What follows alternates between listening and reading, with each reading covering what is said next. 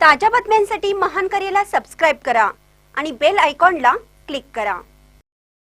रमाई आंबेडकर उद्यान निर्मितीचे काम चळवळीसाठी दीपस्तंभासारखे रामदास आठवले।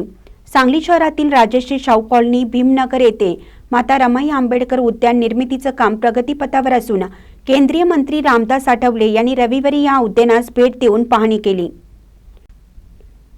रमाई आंबेडकर उद्यान देखभाल व संरक्षण समितीच्या वतीने नामदार आठवले यांचे फटाक्यांच्या आतषबाजीत स्वागत करण्यात आले।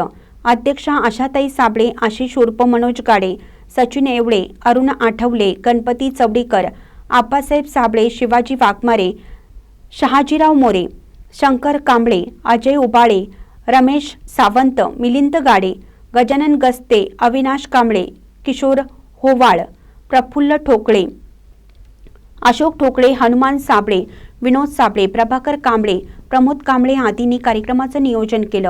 महानगरपालिकेचे शहर अभियंता पृथ्वीराज चव्हाण यांनी कामाची माहिती दिली।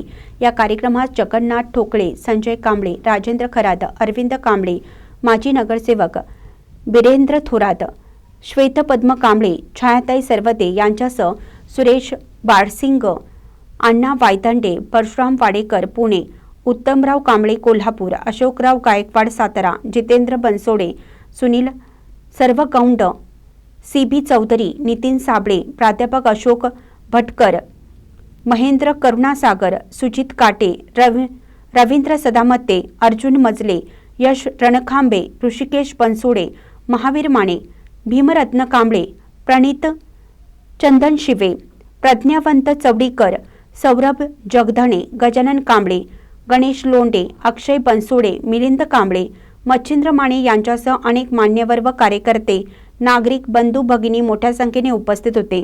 महानकरे न्यूजसाठी आदिमानी, मिरज।